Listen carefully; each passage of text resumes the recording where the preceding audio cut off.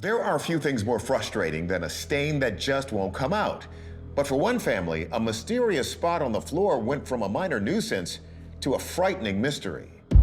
We take you back to 1971, the village of Belmez in Andalusia, Spain. Local resident Maria Gomez Camara discovers a strange discoloration on her concrete kitchen floor. Oddly, after a few days, it changes and forms what appears to be a face. She tries to scrub it away to no avail, so her husband then tears up the floor and re-cements it. But a week later, the face reappears in the floor, followed by several more. A number of times they've taken up the floor, they've tried to get rid of them, but the faces just keep coming back. Word quickly spreads about the phenomenon in Belmez. There's been a number of investigations and attempts at analysis of the site, and none of them have come up with any evidence of paint or tampering that would lead to a concrete explanation for the existence of the faces. Even stranger, while researchers were examining the site, a number of long-expired human remains were found buried underneath the house, unbeknownst to the family.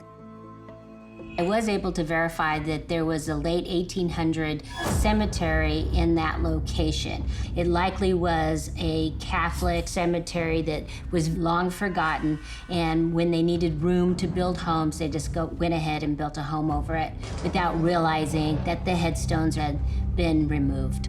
A lot of the people that visited the Belmez faces thought that the bodies or the spirits or the souls beneath the home were showing themselves through these faces in the floor. The family has always insisted this was not a hoax. They weren't hand-drawing the faces on their own floor.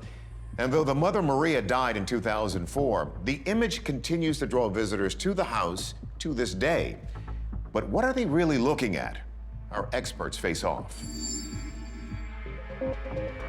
First, perhaps this could all have been another example of pareidolia, the tendency of humans to see familiar shapes within randomly occurring patterns. But Andrew McCarthy isn't so sure. Some say that these images could be an accident. Maybe they simply spilled something on the floor which stained it and it resembled a face. Then why does the face keep reappearing time and time again? That seems to rule out a coincidence. Catholic miracle researcher Michael O'Neill says that while this resembles some confirmed miracles, it can't be classified as such. There's a case in the 1700s in Austria called Our Lady of Absam. Began to manifest the face of the Virgin Mary. The glass was wiped clean with acid, and the image came back, according to the investigator. And as a result, they declared it to be miraculous. We don't have the same situation now. We don't see in real time the image returning, so it cannot be established as miraculous. A chemical engineering firm in Spain that analyzed the Belmez faces in 2014 told us their tests using infrared scanning and electron microscopes did not find any traces of inorganic materials like paint where the images appeared. But Mick West thinks it's very possible the faces weren't painted on, but instead created with another technique. It seems almost like they're removing areas rather than adding to the areas. It's very dark around the outside of the face and then it's white in the middle. So it could just simply be that they added something like bleach, but then would eventually evaporate and you wouldn't really see any residue of that. Mick makes an interesting case for bleach, but the most recent testing did not detect bleach or paint. So our verdict, these strange faces remain an unexplained phenomenon until we get more concrete proof. March 2nd, 2021, Loch Innill, Ireland. In the sky, thousands of starlings gather in what's known as a murmuration because of the sound the birds make. Sports photographer James Crombie has been trying to get a good shot of them for 60 days. It became an obsession, and in my head, I said I knew something was going to happen, so we kept going, and they were ridiculously active that night. It was a sight to behold. James's patience pays off when he captures this. That's a bird. That looked like a bird. Hold on, a bird? Let's rewind and go through this video frame by frame.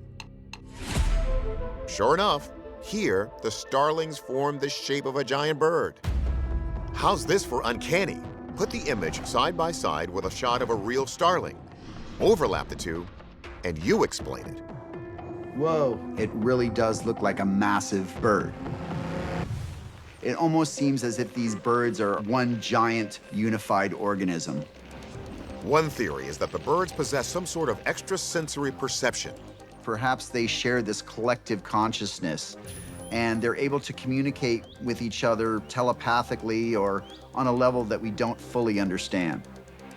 We do know from recent studies that birds perceive and process images twice as fast as humans, giving them extraordinarily quick reflexes.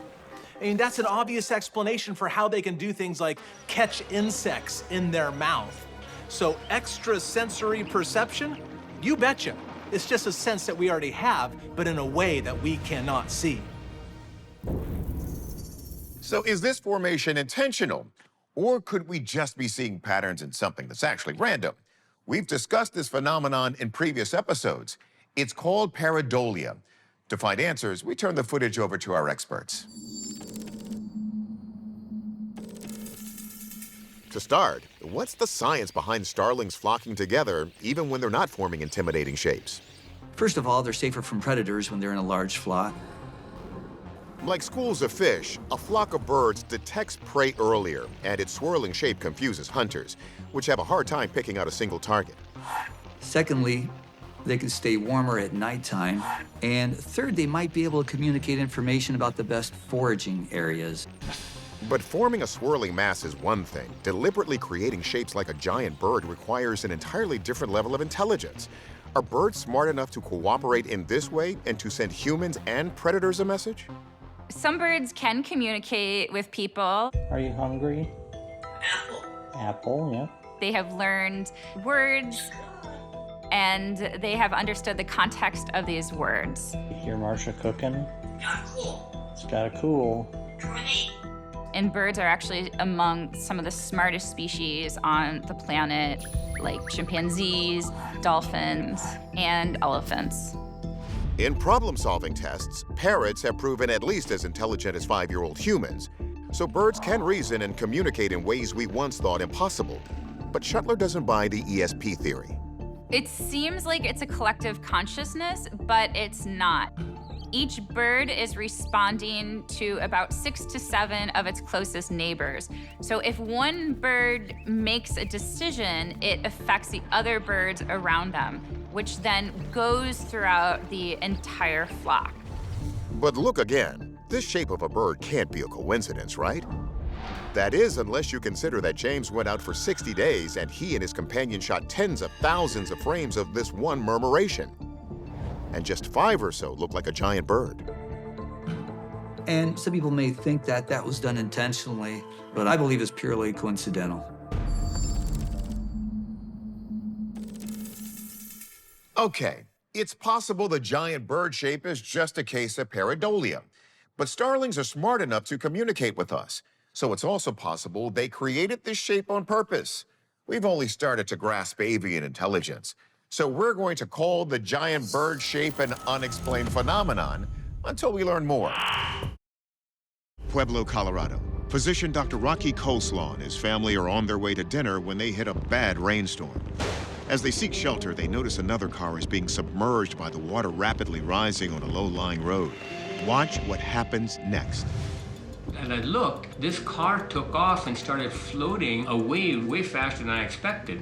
By chance, a news crew is passing by. They roll cameras. Dr. Coleslaw and others jump into action and try to free 35-year-old Charlene Herrera from the 10-foot deep torrent. I just saw a piece of wood floating, and so I grabbed it and I just started swimming out.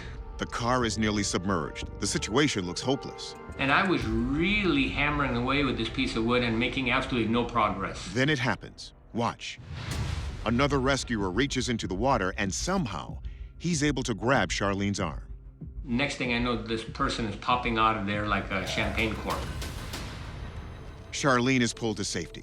It's a feel-good rescue story. But here's the amazing thing. When the car is later recovered, all of the doors and windows are closed and intact. At this point, I'm still mystified by the whole thing. She'd obviously been through a near-death experience, but she was alive, you know. It was just incredible. We tried to contact the woman in the car, but we were never able to reach her. So much remains unanswered. How were the rescuers able to get a hold of her? How did she escape when the windows and the doors were shut? Could this be a case of divine intervention or something else? Let's check in with our experts. We always ask, is the video real? Alexis Brooks, a former local TV reporter, says the footage aired on local news and has never been questioned. The crew that filmed this is a professional film crew. They're in the business of news, not fantasy. So next question, could a window have been rolled down, then rolled back up? Physicist Dr. Hakeem Oluseyi says it's unlikely. Most cars today, the windows aren't manual, they're powered windows. And we know that water and electricity don't mix. It's gonna short out the electrical system eventually. So a person doesn't have very much time to lower those windows before it's impossible to lower them. Something else to consider. Could a door have been opened, then later shut? Dr. Oluseyi concludes that would have required a huge feat of strength. Physics works against allowing them to escape. The car feels a force pushing in on it on all sides. So a person inside the car, when they try to open that door, they're working against that incredible force. And there is no person strong enough to open such a car door. Oluseyi says if you wait for the pressure to equalize, the car will be so full of water that there's no air left to breathe. So we have to consider, was this a miracle? We asked Michael O'Neill, a trained engineer who researches claims of miracles in the Catholic Church. All we know is there is not a clear explanation, naturally speaking, of how that person was saved from the vehicle. Was one of the rescuers an angel or some other divine presence that opened that door and got the person out in an inexplicable way? So you look at all of the elements that are in play, the camera crew stopping just in time to capture that footage, as well as a physician being on site. And you have to ask yourself, is there something else at work here? It was meant, it seems, for other people to witness that miracles occur and maybe happen every day.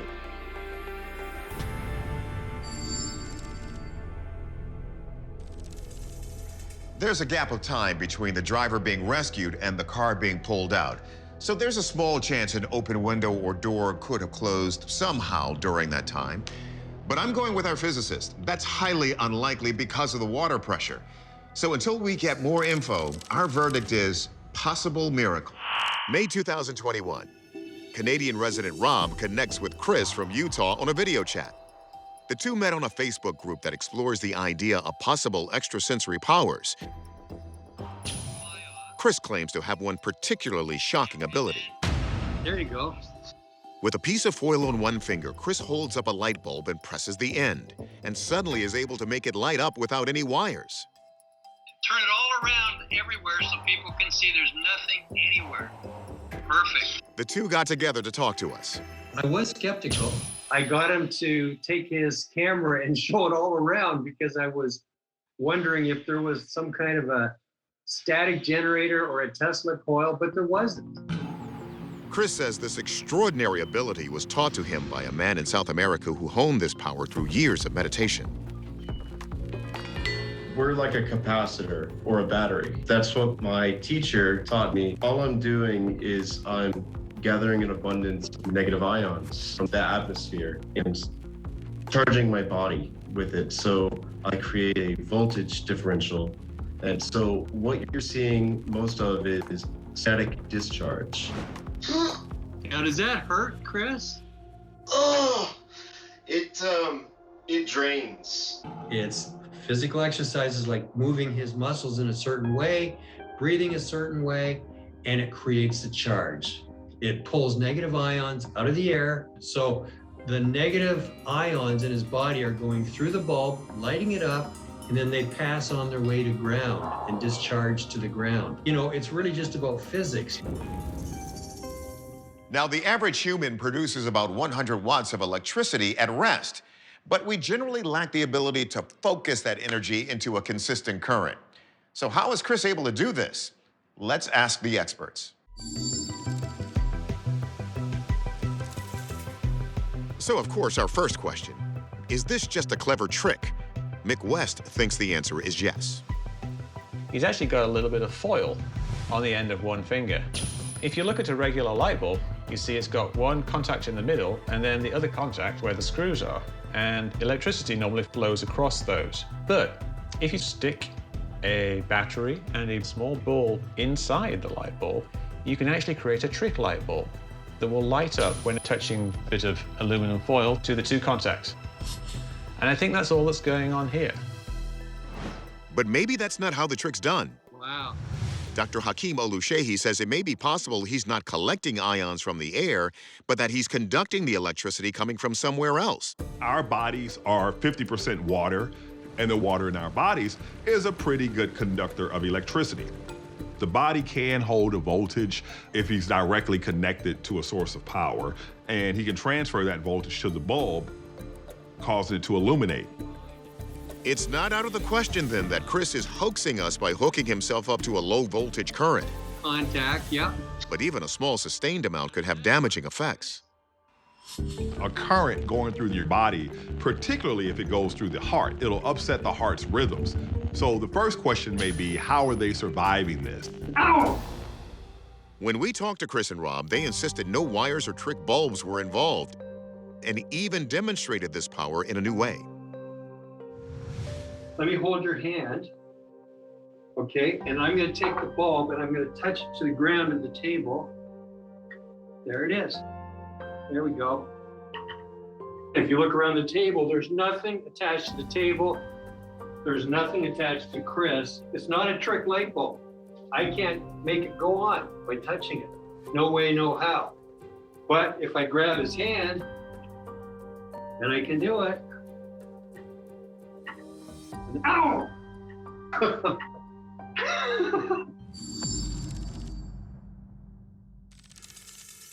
Our experts were pretty convinced this was a hoax, but even though we weren't with Chris and Rob in person, their demonstration was pretty convincing. Since we can't explain how he's doing it, we're gonna call this an unexplained trick.